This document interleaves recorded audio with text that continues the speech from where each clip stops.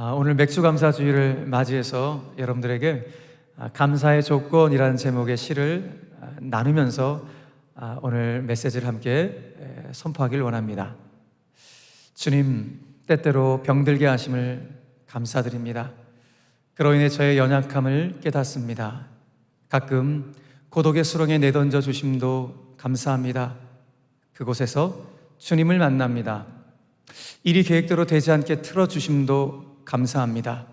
저의 교만했던 행실을 발견합니다.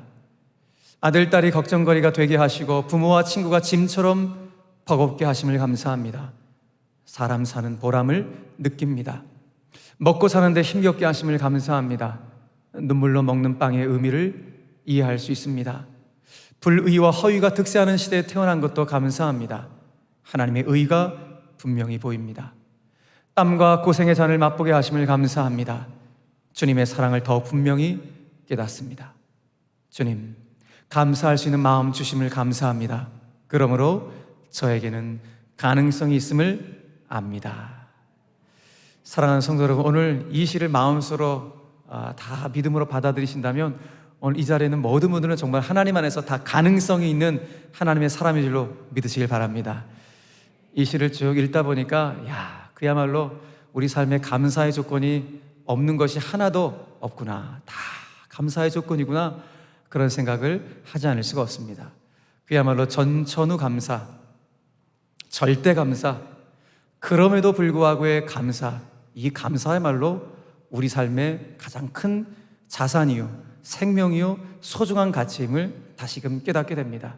특별히 저는 그리스도인으로서 또 목사로서 무엇보다도 예수님께서 나를 구원해 주셨는데 그 십자가에서 아낌없이 물과 피를 다 흘려주셔서 나를 위하여 구원해 주셨는데 내가 지금 예수님을 향한 그 사랑의 농도, 감사의 농도가 어느 정도 되는가 확인하지 않을 수가 없었습니다. 제 삶을 돌아보면서 목회하느라고 바쁘다는 이 핑계로 내가 그 구원의 은혜를 잊어버리며 살고 있지는 않았는지 저 자신의 모습을 돌아보지 않을 수가 없었습니다. 사랑하는 성도 여러분, 오늘 우리가 성찬 예식을 앞에 놓고 우리가 그리스도인으로서 신자가 가장 본질적으로 가장 먼저 감사해야 될 감사의 제목이 무엇일까?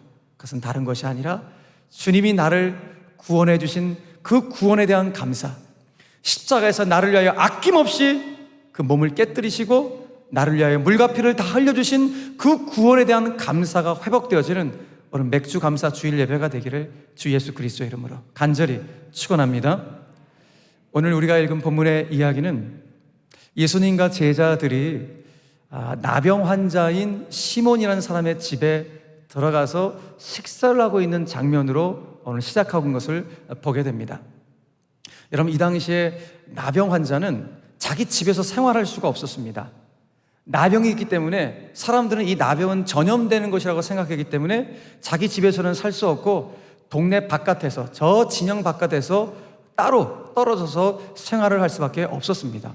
그런데 오늘 본문에 나오는 나병 환자였던 이 시몬은 일상의 생활을 하고 있는 것으로 보아서 아마도 이 나병이 완치가 되었음을 짐작해 볼 수가 있습니다. 아마도 예수님께서 그 나병을 치유해 주셨던 것으로 생각되었습니다.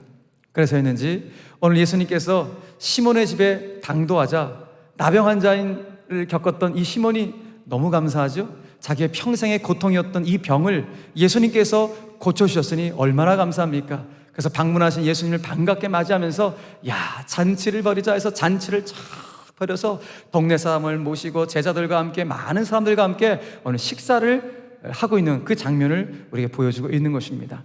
예수님께서 제자들과 함께 식사를 하고 있는데 한 여인이 등장했습니다. 그리고는 본인이 가져오는 향유 옥합을 팍 깨뜨려서 예수님의 머리에 향유를 쏟아붓는 장면을 우리에게 보여주고 있습니다. 도대체 이 여인이 누구였을까요? 오늘 본문과 똑같은 내용을 다루고 있는 마태복음 26장 또 요한복음 12장에 보면은 먼저 마태복음 26장에서는 이 여인을 오늘 마가복음 본문과 똑같이 한 여자라고 표현해주고 있습니다. 그런데 요한복음 12장에서는 이 여인이 정확하게 누구인지를 지목해주고 있는데 이 여인이 마르다의 동생 마리아다라고 그 이름을 지목해 주고 있는 것을 보게 됩니다. 자, 그런데 오늘 마가복음 본문, 마태복음 본문, 요한복음 본문이 같은 내용의 이야기인데 이 본문의 이야기하고는 약간 결이 좀 다르지만 누가복음 7장에도 보면은 예수님께 향유를 부은 여인의 이야기가 나옵니다. 그 누가복음 7장에 나오는 여인은 성경에서 어떻게 표현하고 있는가? 죄를 지은 한 여자라고 표현되고 있어요. 죄를 지은 한 여자. 그래서 많은 사람들은 그 여인이 누군가, 이 여인은 창기였던 막달라 마리아였을 것이라고 추측을 합니다. 그래서 많은 사람들은 이 여인을 생각하면서 찬송가 211장을 통하여 찬송하기도 합니다. 값비싼 향유를 주께 드린 막달라 마리아 본받아서 향기로운 산잼을 주님께 바치리, 이와 같은 찬송을 부르기도 합니다. 자, 아무튼 오늘 이 본문에 나오는 이 여인이 마르다의 동생 마리아인지 아니면 창기였던 막달라 마리아인지 우리는 이 여인의 정확한 정체가 누구인지는 정확히 알 수는 없지만 적어도 분명한 사실은 하나가 무엇인가? 이 여인이 예수님으로부터 엄청난 은혜와 사랑을 받았던 여인임에는 틀림이 없구나. 이 여인이 예수님을 만나서 그의 삶이 완전히 새롭게 변화된 그 놀라운 역사를 경험했던 여인이었으면 틀림이 없구나. 이 사실을 어느 정도 짐작해 볼 수가 있습니다. 그 은혜 때문이었던 것일까요? 오늘 이 여인은 예수님께 그 향유 옥합을 깨뜨려서 예수님의 머리에 붓는 것으로 그가 받은 사랑을 표현하고 싶었던 것 같습니다. 그런데 오늘 이 여인이 예수님께 부었던 이 향유가 이게 웬만한 향유가 아니에요. 보통 향유가 아니라 2000년 전 이스라엘 사회에서 유통되던 향유 중에서 가장 값비싼 나드 향유였습니다. 근데 이 값비싼 향유를 이 여인이 예수님한테 몇 방울만 뿌린 것이 아니라 한 근이나 되는 그 엄청난 양의 옥합을 깨뜨려서 향유를 예수님 머리에 부어버린 거예요. 가격으로 따지자면 이 당시 화폐로 300데나리온이 되는 그런 향유를 부어버린 것입니다. 이 당시 근로자 하루 일당이 1데나리온이었으니까 300데나리온은 거의 근로자 연봉, 거의 연봉의 가치에 해당하는 향유를 예수님께 부은 거예요. 그러니 오늘 이 잔치에 참석하고 있는 사람들 중에서는요, 그 모습이 못마땅한 사람이 있는 거예요. 마음의 심기가 너무 불편한 사람들이 생겼습니다. 여러분 보십시오. 지금 엄청난 양의 향유를 그 집에, 시몬의 집에 부었으니 그 온 집안에 얼마나 아름다운 향기가, 그 내음이 가득했겠습니까? 그래서 많은 사람들은 그 잔치집에서 음식을 먹으면서 잔치를 즐기고 기뻐하고 그 향유 냄새를 맡으면서 너무너무 행복해 하는데, 한편은 어떤 사람들은 그게 못마땅해갖고 뾰로통해갖고 그 향기로운 그 냄새도 맡지 못하고 잔치도 누리지 못하고 그냥 기분이 나빠갖고 으악 하고 있는 그런 사람들이 있었어요. 그러면서 이 사람들은 뭐 하고 있는가? 그 와중에도 돈 타령을 하고 있습니다. 돈 타령하고 있는 거예요. 그들이 누굽니까? 예수님의 제자들이었습니다. 예수님의 제자들이 예수님께 향유를 부은 그 여인을 향하여서 왜 낭비하냐고, 왜 허비하냐고 막 책망을 하는 거예요.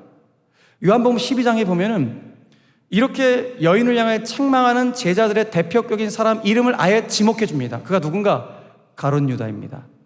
가룟 유다가 이 여인을 향하여 왜 허비하냐고, 왜 낭비하냐고, 아이고 그 가치면은 그 300데나리온의 돈이면은 가난한 자들에게 유용하게 사용할 수 있을 텐데 왜 그거를 그 예수에게 다 붓냐, 막 책망을 하는 거예요. 여러분 보십시오. 오른 가룟 유다의 이 말 얼마나 합리적입니까? 얼마나 타당합니까? 얼마나 좋은 명분입니까? 가난한 자들을 위한다는데. 그런데 오늘 그가 입으로 뱉고 있는 명분은 그럴싸한 명분이지만 그 명분 속에 숨어있는 가룟 유다의 추악한 욕망이 감춰져 있었던 것입니다. 그는 입으로는 가난한 자들을 이해하고 있지만은 그가 집중하고 있는 것은 무엇이었는가? 300데나리온이라는 돈, 그 돈에 그는 집중하고 있었던 것입니다. 그럴싸한 명분을 내세워서 아유 가난한 사람들을 위해서 섬겨야지 뭐 하는 거냐고, 돈 쓸 데가 그렇게 없냐고 이렇게 막 책망을 했는데 그 마음 속마음에는 뭐가 있는 거예요? 300데나리온 돈, 그 돈에 가룟 유다의 그 추악한 욕망이 숨겨져 있었던 것입니다.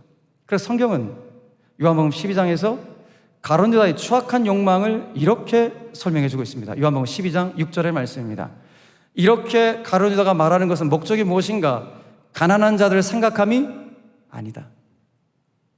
겉으로는 가난한 자들이라고 명분을 내세웠지만 그 속마음은 전혀 가난한 사람들에게 가지 않은 오직 300데나리라는 돈에만 집중되어 있는 그는 도둑이라. 이것이 가룟 유다를 향한 성경의 표현입니다. 그야말로 예수님을 은 30냥에 팔아먹었던 가룟 유다다운 모습이 아닐 수가 없습니다. 여러분 보십시오. 지금 나병 환자 시몬의 집에는 두 가지의 냄새가 막 발산하고 있는 거예요. 한 향기는 한 여인의 사랑과 감사의 향기가 막 집안에 가득합니다. 그런데 한쪽에서는 가룟 유다의 추악한 인간의 욕망이, 그 악취가 진동하고 있는 그 냄새를 우리에게 보여주고 있는 것이죠. 그러자 오늘 추악한 욕망의 악취를 진동시키고 있는 그 가룟 유다를 향하여서 예수님께서 이와 같이 말씀하십니다. 보면 6절로 8절의 말씀입니다. 유다야, 이 여인이 나한테 좋은 일을 한 거야. 내게 좋은 일을 하였느니라. 이 여인은 힘을 다하여 내 몸에 향유를 부어서 내 장례를 미리 준비한 것이란다. 가룟 유다에게 주님이 말씀하십니다. 보십시오. 예수님은 가룟 유다가 만든 정반대의 생각이에요. 유다는 왜 허비하느냐, 왜 낭비하느냐, 그 여인을 막 몰아붙였는데 예수님은 아니다. 그건 낭비가 아니라 이 여인이 한 것은 나의 장례를 미리 준비하기 위한, 그래서 나를 사랑하기 때문에 했던 행위다 라면서 칭찬을 하시고 있는 것입니다. 그러니까 예수님은 이 여인의 행위를 사랑으로 보시는 거예요. 당신을 사랑하시는 행위로 보고 있다는 것입니다. 사랑하는 성도 여러분, 우리 기독교인들에게 있어서 어떤 윤리적인 모범 중에 중요한 가치가 무엇인가 하면 절제라는 가치가 있어요. 성령의 9가지 열매 중에도 있는 이 절제라는 가치인데 참 소중하죠. 이 절제라는 단어를 우리 일상의 용어로 한번 바꿔버린다면 전략한다 할 때 전략으로 우리가 바꿀 수가 있을 것입니다. 그렇죠. 우리 그리스도인들은 정말 삶을 전략하며 낭비하지 않고 검소하게 살아가는 거, 우리 그리스도인들의 참 아름다운 삶의 모범이 아닐 수가 없습니다. 그런데 전략을 해야 될 게 있고 전략을 안 해야 될 것도 있어요. 그런데 때로는 관계 속에서 이런 부분들이 서로 생각이 엇갈리다 보니까 갈등이 빚어지기도 합니다. 그런 차원에서 생각해 볼 때 여러분, 사랑이라고 하는 것, 사랑은 아껴야 될 대상이 아닙니다. 사랑은 전략의 대상이 아닙니다. 사랑하는 연인들이 연애를 하는데 정말 내가 사랑한다면 여러분, 내가 이 형제와 이 자매하고 만나는 그 시간을 아까워한다? 그걸 낭비라고 생각한다? 그 사랑하는 게 아니겠죠. 한밤을 지새워도 또 어떻게 하면 더 있고 싶을까? 어떻게 하면 내가 더 이 자매하고 이 형제하고 더 있고 싶지? 이런 애틋한 마음이 있는 것이 사랑하는 여인들의 모습이겠죠. 또한 사랑은 계산을 초월합니다. 계산을 초월하는 것이 진짜 사랑입니다. 그래서 내가 진짜 누군가를 진짜 사랑한다면 우리 가족을 빗대어 보십시오. 우리 가족, 아무튼 누군가를 내가 진짜 사랑한다면 내가 그 사람을 위해서 사용하는 시간, 어떤 물질, 그 모든 것을 낭비라고 생각하지 않습니다. 아까워하지 않습니다. 왜요? 사랑하기 때문에. 오늘 예수님께서 이 여인이 나에게 행한 일은 나의 장례를 미리 준비하기 위한 내게 좋은 일이다, 좋은 일을 한 것이라고 말씀하신 이유도 이 여인의 행함의 동기가 사랑에 있음을, 이 여인의 행함의 동기가 예수님을 향한 감사에 있음을 주님이 아셨기 때문에 이 여인은 나에게 좋은 일을 한 것이다 라고 가룟 유다에게 말씀을 하신 것입니다. 사랑하는 성도 여러분, 물론 이 여인이 예수님의 장례를 내가 미리 준비해야지 이런 의도를 가지고 예수님께 향유를 부은 것이 아니에요.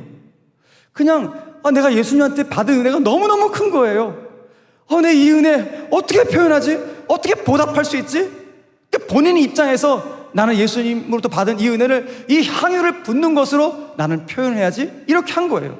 근데 이 여인의 뜻밖의 행동이 훗날 예수님의 장례를 준비한 것이 되었다는 것입니다. 여러분, 이스라엘의 장례 문화의 독특한 것이 무엇인가 하면 고인의 시신에다가 무덤에 안치하기 전에 고인의 시신에 향유를 발라요. 향기로운 향유를 시신에 이렇게 바른 다음에 그 다음 절차가 무덤에 안치하는 거예요. 그런데 조금 있으면 예수님 이제 십자가에 돌아가시겠죠? 근데 예수님께서 십자가에 돌아가신 이후에 너무 급작스럽게 돌아가시는 바람에 예수님의 시신에 향유를 못 발라드리고 바로 무덤에 안치가 돼버린 거예요. 근데 오늘 예수님께서는 그 상황적인 맥락 속에서 오늘 이 여인이 행한 행동은 훗날 나의 장례를 미리 준비한 것이다 라고 주님이 말씀하신 것이죠. 그럼 미래의 일을 이 여인이 그 사랑으로 그 감사로 행했던 것이다 라고 주님이 말씀하고 있는 거예요. 우리는 여기서 사랑과 감사의 놀라운 신비, 사랑과 감사의 놀라운 능력을 확인하게 됩니다. 보십시오. 이 여인은 그냥 계산하지 않고 그걸 초월해서 그냥 사랑하고 감사했는데 그 사랑과 감사가 미래의 일을 준비한 것이 되어버린 거예요. 그저 그냥 마음 다해서 사랑하고 감사한 것밖에 없어요. 사랑하고 감사한 것밖에 없는데 이 여인이 훗날 하나님의 일에 동참한 여인이 된 것입니다. 무엇을 준비한 거예요? 주님의 어마어마한 부활을 준비하는 이 일에 동참하게 된 것입니다. 사랑하는 성도 여러분, 보십시오. 사랑과 감사가 미래를 열었습니다. 사랑과 감사가 인생의 길을 여는 그 놀라운 역사를 이 여인은 경험하게 되는 것입니다. 여러분, 우리도 마찬가지입니다. 인생을 살아가면서 때로는 막막하고 답답하고 앞이 보이지 않는 깜깜한 그런 순간을 만날 때가 있는데 그 순간 우리가 사랑하고 감사하면 내가 억지로 뭘 해서가 아니라 그냥 그 사랑과 감사가 인생의 문을 여는 거예요. 그 사랑과 감사가 정말 꼬여있는 인생의 실타래를 풀어가는 것을 여러분 경험하게 될 줄로 믿으시길 바랍니다. 놀라운 은혜예요. 자, 2부 때는 이 말씀을 시간이 없어서 말씀을 못 드렸는데 한 몇 달 전에 우리 교회 집사님 한 분이 저희가 책 한 권을 선물을 해줬어요. 어떤 책인가 봤더니 이찬수 목사님의 감사라는 책을 선물을 해주신 거예요. 선물해줬으니까 또 안 읽을 수가 없잖아요. 쭉 한번 이제 읽어봤는데 그 글 속에서 제 눈에 싹 돌았던 인상적인 이야기가 하나 있어서 여러분들 가운데 오늘 소개를 해드리려고 합니다. 그 이야기는 지금 미국의 한인교회에서 목회하시는 안남웅 목사님의 이야기입니다. 이분이 그 미국에 있는 한인교회 이제 청빙이 되어서 가게 되었어요. 그래서 청빙되어서 열심히 이제 목양하고 목회할 그런 다짐을 하고 이제 열심히 뜹니다. 근데 목양을 쭉 하고 목회를 하다 보니까 교회 이제 속사정들은 이제 하나씩 알아가는 과정이 있게 되겠죠. 근데 교회의 속사정들을 하나씩 알다 보니까 아이고, 이 교회에 내가 청빙받은 이 교회에 입김이 대단히 센 소위 그 교회 왕언니 권사님이 계시다는 소식을 들은 거예요. 근데 문제는 이 왕언니 권사님이 그 전까지 담임 목사 3명을 쫓아낸 전력이 있는 왕언니 권사님이에요.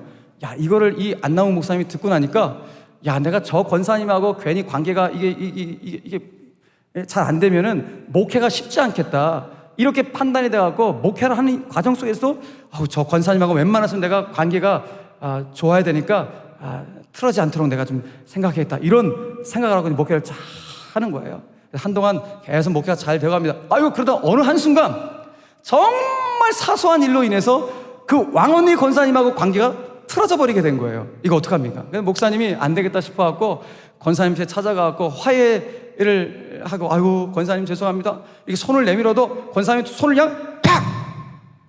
쳐버리는 거예요. 등을 쫙 돌아버리고 이런 일들이 비일비재하게 계속 일어나는 거예요. 그러니까 목사님이 너무 괴로워갖고 잠을 이루지 못하고 어느 날 막 가위 위에 눌리는 이런 불안한 상태가 계속 이루어지는 거예요. 야, 너무 불안하고 너무 괴롭고 이거 목회가 되나? 그래서 도저히 안 되겠다 싶어갖고 나 사임을 해야겠다. 사임 결정을 하게 됩니다. 그런데 그냥 사임하지 말고 3일 금식을 하고 내가 사임을 해야겠다. 3일 금식을 들어가면서 금식 기도하면서 하나님께 기도하는 거야. 내 안에 있던 괴로움들, 아픔들, 막 그동안 불안했던 모든 걸 다 토로하니까 얼마나 속이 시원한지.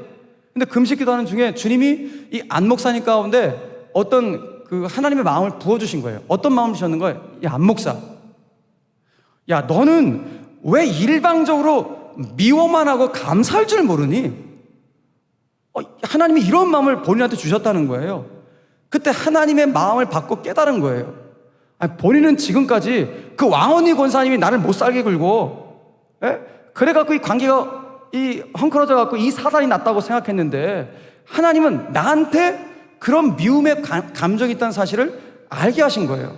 그래서 이 사실을 깨닫고 나서 이 목사님이 그 순간 금식 기도하면서 하나 결심을 한 거예요. 어떤 결심을 했는가? 그래, 그 왕언니 권사님한테 내가 혹 감사할 게 있나? 그 감사할 게 있는지 한번 찾아보자. 그래서 끙끙끙 거리면서 3시간 동안 그 왕언니 권사님에 대한 감사거리가 있는지 한번 적어보기 시작하는 거예요. 감사를 기록했어요. 3시간 동안 끙끙거리면서 막 적는데, 무려 50가지 감사가 나온 거예요. 50가지가 엄청난 감사가 나온 것이죠. 근데 목사님이 하여튼 억지로 막 썼지만은 50가지 나왔으니까, 그래, 이왕이면 100가지 채워보자. 100가지의 감사를 한번 채워보자 해갖고요, 정말 쥐어짜, 감사를 쥐어짜듯이 감사 이 권사면에서 감사를 막 쥐어짜듯이 기록한 거예요. 드디어 새벽녘에 100가지 감사가 완성이 되었습니다. 놀라운 사실, 이 100가지를 감사를 딱 쓰고 나니까 권사님이 아니라 100가지 감사를 쓴 본인의 내면에 변화가 일어나기 시작하는 거예요.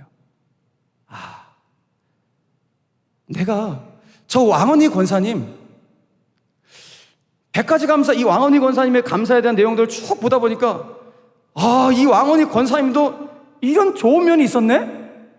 내가 이런 면을 보지 못했지? 내가 이 권사님의 이 미움의 감정만 내가 갖고 있었지? 이런 생각이 드는 거예요. 이 변화가 일어난 것이죠. 근데 문제는 뭐예요?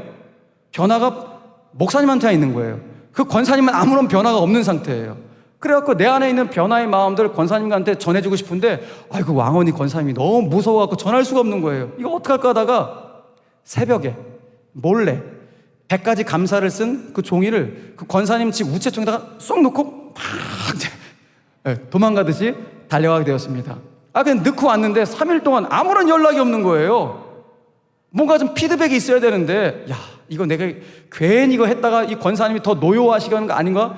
더 두려움 가운데 주일을 기다리게 되는 거예요. 드디어 주일이 되었습니다. 드디어 그 왕언니 권사님이 나타나셨습니다.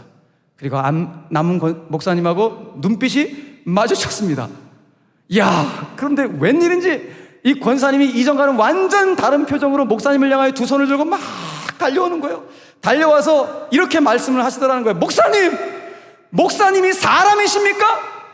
어떻게 나는 목사님을 쫓아내려고 이렇게 안간힘을 썼는데 나 같은 사람한테 100가지 감사를 보낼 수가 있습니까? 내가 오늘 아침에 이 100가지 감사를 보고 눈물이 왈칵 쏟아져서 나 출근하는 게 사고 날 뻔했어요. 몰라 뭐 이러면서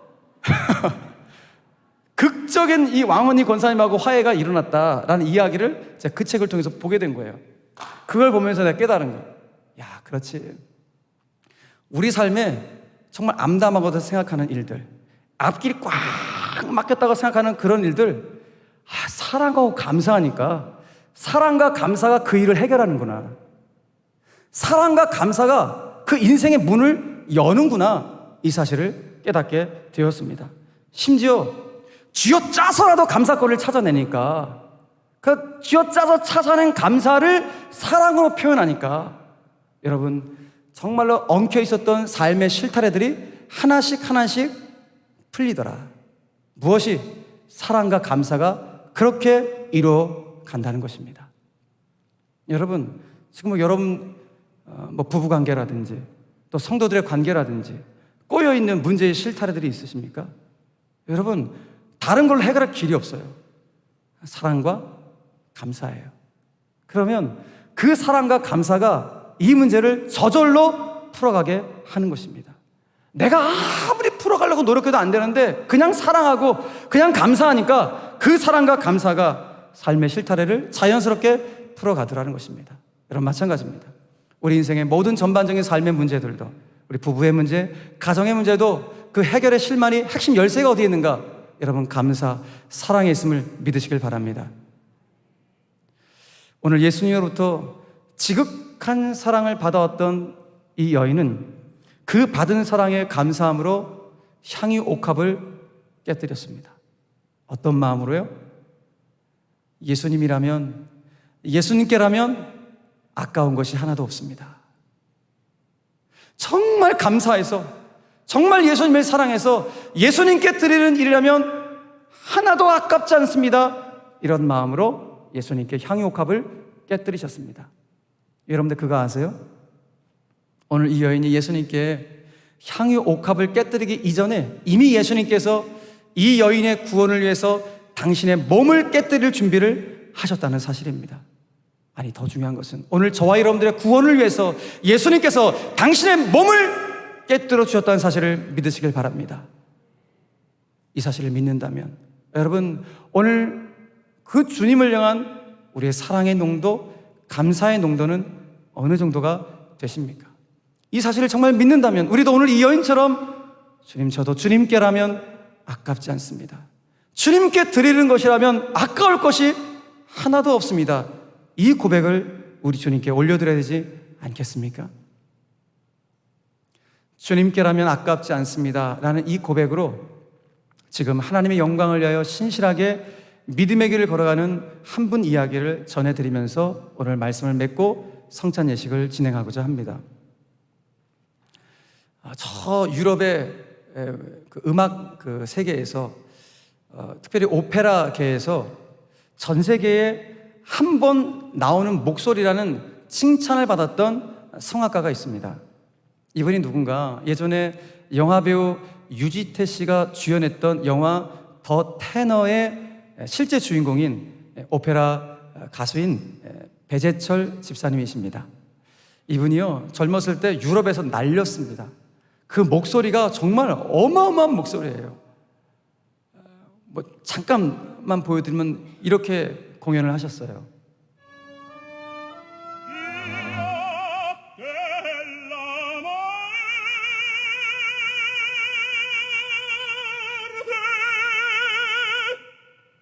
이분이 유럽 무대에서 정말 절정의 기량으로 오페라 무대를 많이 석권하고 있었을 때 갑상선 암이라는 청천벽력 같은 소식을 듣습니다.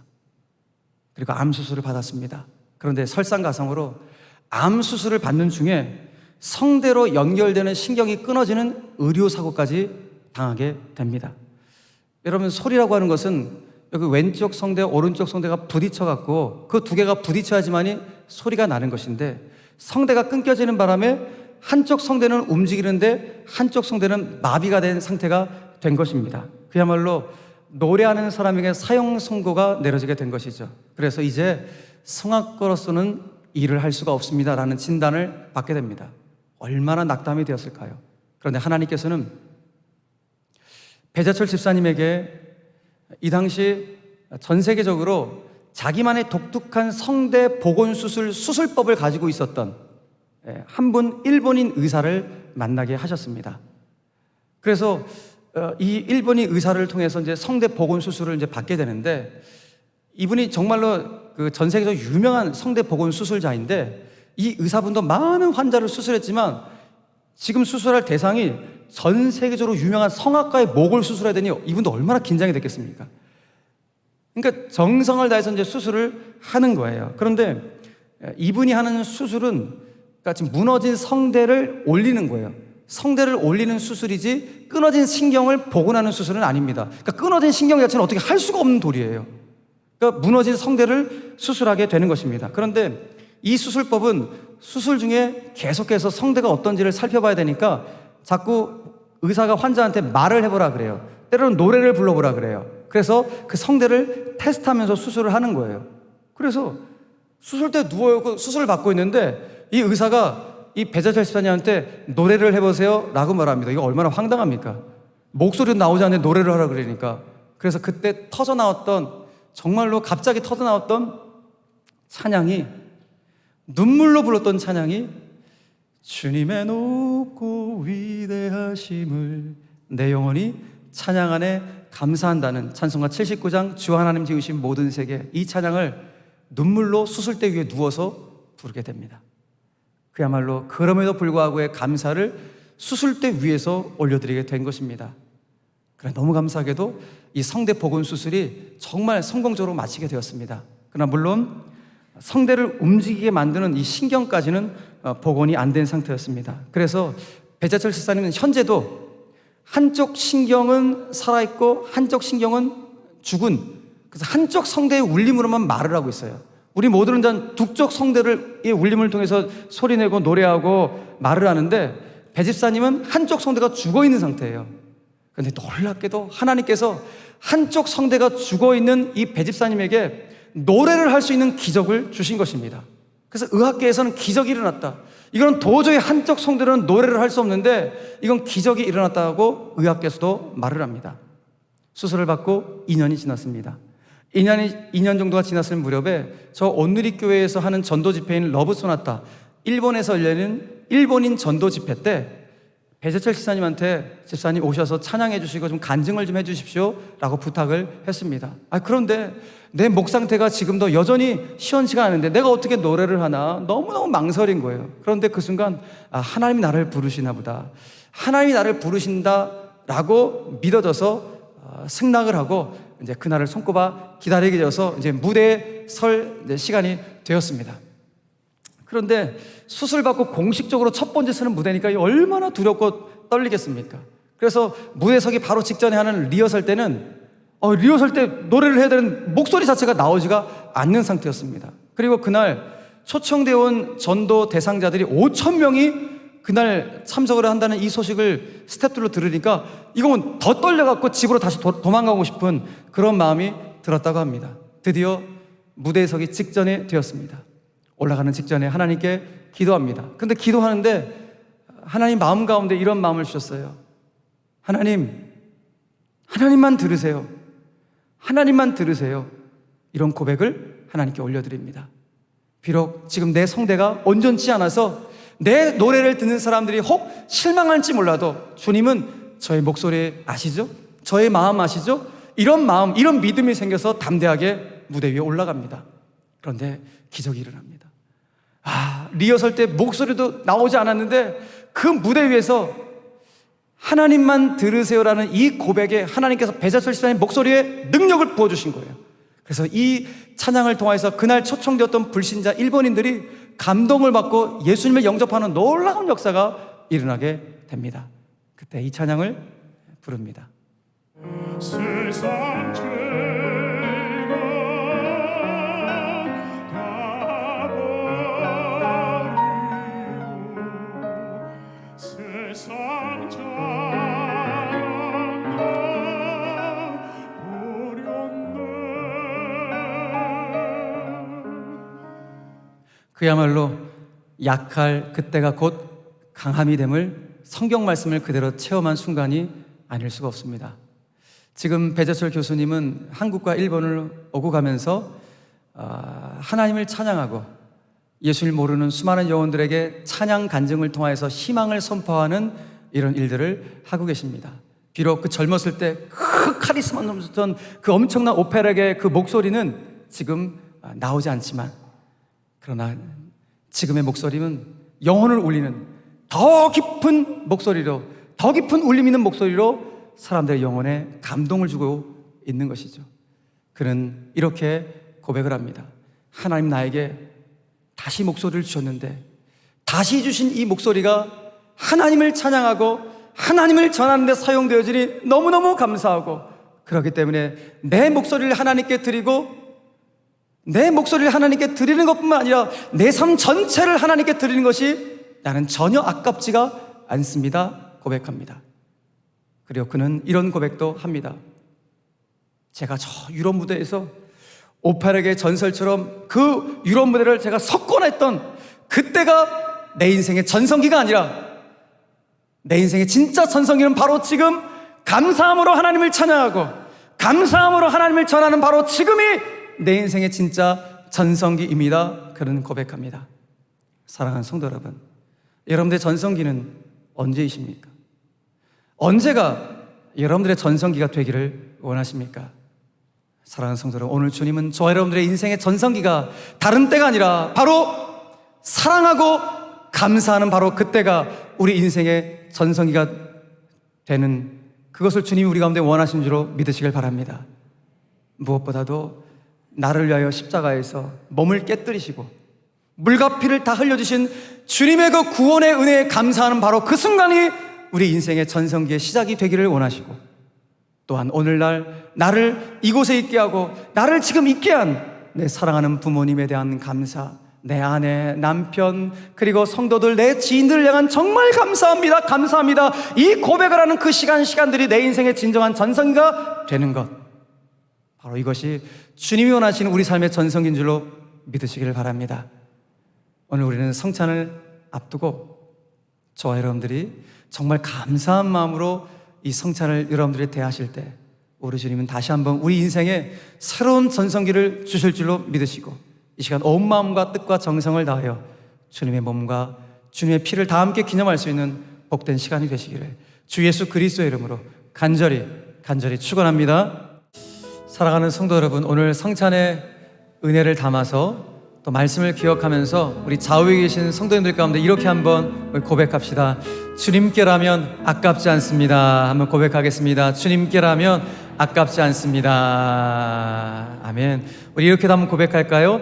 사랑하고 감사하는 때가 내 인생의 전성기입니다. 고백하겠습니다. 사랑하고 감사하는 때가 내 인생의 전성기입니다. 할렐루야. 여러분, 이번 한 주간도, 아니 우리 일평생 그 사랑의 능력으로, 감사의 능력으로 여러분의 삶을 정말 아름답게 세워가시길 바라고, 정말 인생이 막막하고 힘들 때 사랑 감사로 그 문제를 풀어갈 수 있는 우리 모두가 되기를 간절히 바랍니다. 자, 그런 마음 담아서 다 함께 일어나셔서 배재철 집사님이 수술대 위에서 불렀다는 찬송가 79장 주 하나님 지으신 모든 세계, 정말로 내 영혼이 위대하신 그 하나님의 이름을 찬송하고 감사합니다. 감사의 찬송을 올려드리면서 예배를 마무리하도록 하겠습니다.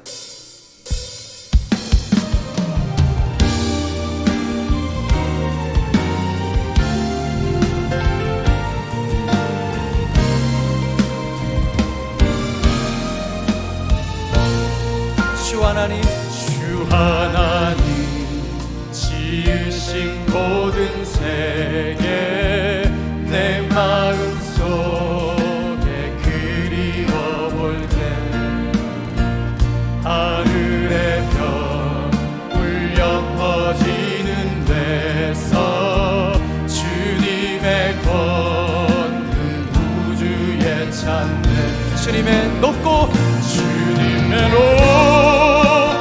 위대하심 내 영혼 찬양하네. 주님의 높고 위대하심 내 영혼이 찬양하네. 주 하나님 독생자 아낌없이 우리를 위해 보내주셨네. 십자가에 피 흘려 죽으신 주 내 모든 죄를 대속하신. 선포합시다. 주님의 높고 위대하심 내 영혼 찬양하네. 주님의 높고 위대하심을 내 영혼이 찬양하네. 주님의